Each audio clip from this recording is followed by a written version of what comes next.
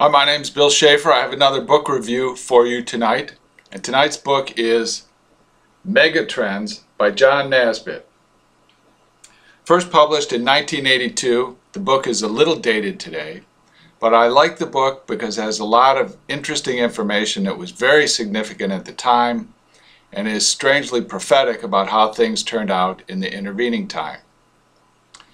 What John Naisbit did in this book was attempt to predict the future, and he did it remarkably accurately.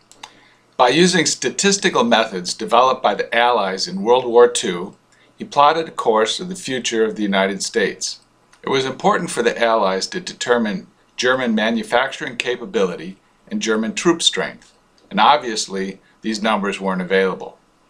So what they did was, behind German lines, they had spies collect data from newspaper want ads, railway timetables, and individual pieces of hiring information.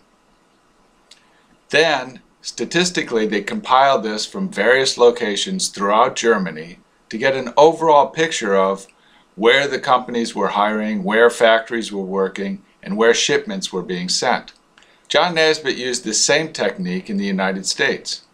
He collected data from small newspapers and various other information sources to try and get a picture of how the United States was changing. One important distinction John Naisbit made in this book is between a fad and a trend. He defined a fad as a top-down popular activity that's introduced by the culture mediums of radio or TV. The hula hoop would be a fad. The Beatle haircut would be a fad. A trend, on the other hand, is a bottom-up process where a bunch of people start doing it and becomes popular, but no one central cultural authority has introduced it. Just many people start doing it at the same time. What he was looking at in the book Megatrends was common trends in the United States, and he was surprisingly accurate.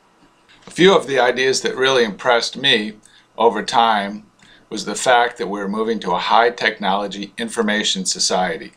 Another interesting thing was the world economy, and with the internet and satellite communications, we've become way more connected with all the other countries of the world, and now products are manufactured in different parts of the world and assembled somewhere else and sold somewhere else, something that was unthinkable 30 years ago. And one thing I thought was really interesting about trends was he said in this book that all trends start in one of 5 states in the United States.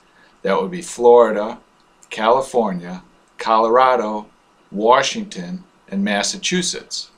And I think it's interesting that in the recent election, 2 of the states that legalized marijuana were Colorado and Washington, which were 2 of the states on his list of 5. Since that time, John Naisbit has written several other Megatrends books, including Megatrends 2000. But my favorite is still the original Megatrends book. I highly recommend it. I think you'll enjoy it and still get quite a bit out of it. Thank you, and leave your comments below.